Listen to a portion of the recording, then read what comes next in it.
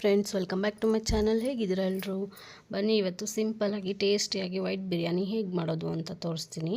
ಅದಕ್ಕೆ 1 table spoon ಆಗುವಷ್ಟು oil ಮತ್ತು 1 ಟೇಬಲ್ ಸ್ಪೂನ್ ಆಗುವಷ್ಟು ತುಪ್ಪ ಮತ್ತು ಸೋಂಪು ಮತ್ತು ಚಕ್ಕೆ, ಲವಂಗ, ಸ್ಟಾರು, ಏಲಕ್ಕಿ ಮತ್ತು ಪಲಾವ್ ಎಲೆ, ಶಾಜೀರ ಇಷ್ಟು ಹಾಕ್ಕೊಂಡಿದ್ದೀನಿ ಒಗ್ಗರಣೆಗೆ. ಇದಾದಮೇಲೆ 2 ಈರುಳ್ಳಿನ ಕಟ್ ಮಾಡ್ಕೊಂಡು ಹಾಕ್ಕೊತಾ ಇದ್ದೀನಿ. ಹಸಿಮೆಣ್ಸಿನ್ಕಾಯಿ ಒಂದು 12 ಹಾಕಿದ್ದೀನಿ. ನಿಮ್ಮ ಖಾರಕ್ಕೆ ತಕ್ಕಂಗೆ ಹಾಕ್ಕೊಳ್ಳಿ. ನಾನಿಲ್ಲಿ ಖಾರಕ್ಕೆ ಹಸಿಮೆಣ್ಸಿನ್ಕಾಯಿ ಯೂಸ್ ಮಾಡಿರೋದು. ನೀವು ಬೇಕಂದರೆ ಇನ್ನೂ ಜಾಸ್ತಿ ಹಾಕ್ಕೊಬೋದು. ಈ ಬಿರಿಯಾನಿನ ಯಾರು ಬೇಕಾದರೂ ಮಾಡ್ಬೋದು. ಬ್ಯಾಚುಲರ್ಸ್ ಆಗಲಿ, ಯಾರು ಅಡುಗೆ ಬರಲ್ಲ ಅಂತಿರೋರು ಕೂಡ ಮಾಡ್ಬೋದು ಈಸಿಯಾಗಿ.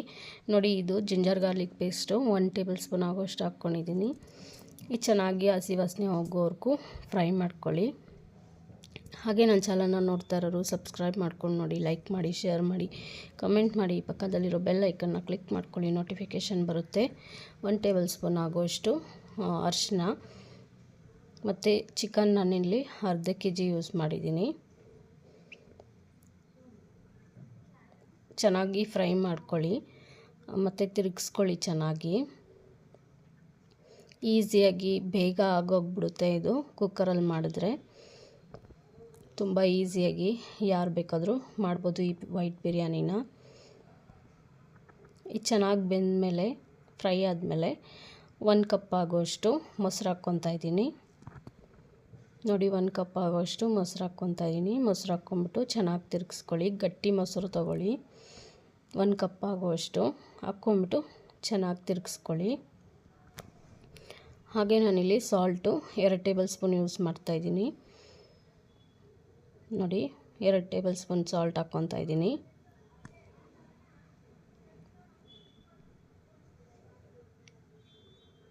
ಟೇಸ್ಟಿಯಾಗಿ ತುಂಬ ಚೆನ್ನಾಗಿರುತ್ತೆ. ನೀವು ಒಂದ್ಸಲ ಟ್ರೈ ಮಾಡಿಬಿಟ್ಟು ನನಗೆ ಮೆಸೇಜ್ ಮಾಡಿ ಹೇಗೆ ಬಂತು ಅಂತ ಅಂದ್ಬಿಟ್ಟು. ಈಗ ಬಿರಿಯಾನಿ ಮಸಾಲ 1 ಟೇಬಲ್ ಸ್ಪೂನ್ ಆಗೋಷ್ಟು ಹಾಕ್ಕೊಬೇಕು. ಬಿರಿಯಾನಿ ಮಸಾಲ ಯಾವ್ದು ಬೇಕಾದರೂ ಹಾಕ್ಕೊಳ್ಳಿ. ನಾನಿಲ್ಲಿ ಬಿರಿಯಾನಿ ಮಸಾಲ 1-2 ಟೇಬಲ್ ಸ್ಪೂನ್ ಆಗೋಷ್ಟು ಹಾಕ್ಕೊತಾ ಇದ್ದೀನಿ. ಬೇರೆ ಏನು ಮಸಾಲೆನೂ ಯೂಸ್ ಮಾಡಿಲ್ಲ ನಾನು. ಬಿರಿಯಾನಿ ಮಸಾಲೆ ಹಾಕ್ಕೊಂಬಿಟ್ಟು ಚೆನ್ನಾಗಿ ತಿರುಗಿಸ್ಕೊಳ್ಳಿ. ತಿರುಗಿಸ್ಕೊಂಡ್ಮೇಲೆ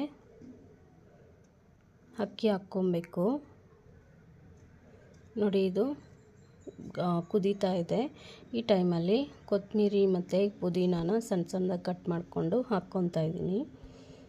ಇದು ಹಾಕ್ಕೊಂಡ್ಮೇಲೆ ತಿರುಗಿಸ್ಕೊಳ್ಳಿ ಚೆನ್ನಾಗಿ. ಹಾಗೆ ನಾನಿಲ್ಲಿ ಅಕ್ಕಿ, ಬುಲೆಟ್ ಅಕ್ಕಿ 1 ಗ್ಲಾಸ್ ಯೂಸ್ ಮಾಡಿದ್ದೀನಿ ಮತ್ತು ಜೀರಾ ರೈಸು 1 ಗ್ಲಾಸ್ ಯೂಸ್ ಮಾಡಿದ್ದೀನಿ. ಇದನ್ನು ಚೆನ್ನಾಗಿ ತೊಳ್ಕೊಂಡು ಹಾಕ್ಕೊಬೇಕು.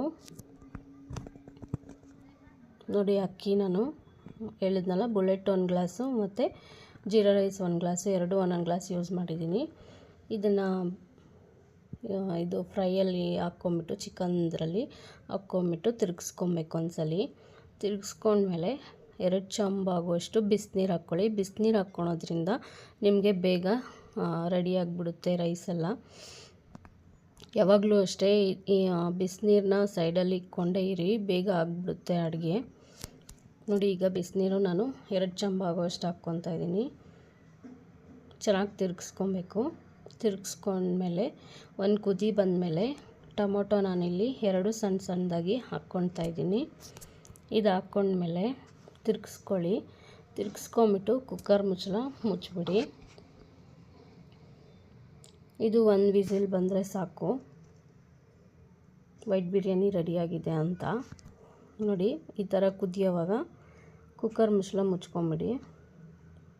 1 ಮಿಕ್ಸ್ ಕೊಟ್ಬಿಟ್ಟು ಕುಕ್ಕರ್ ಮುಚ್ಚಬೇಕು. ನೋಡಿ, ಈಗ ಕುಕ್ಕರ್ ಮುಚ್ಚಿ 1 ವಿಸಿಲ್ ಬರಬೇಕು. ಈಗ ನೋಡೋಣ ಬನ್ನಿ ಹೇಗಾಗಿದೆ ಅಂತ ಅಂದ್ಬಿಟ್ಟು ನೋಡೋಣ.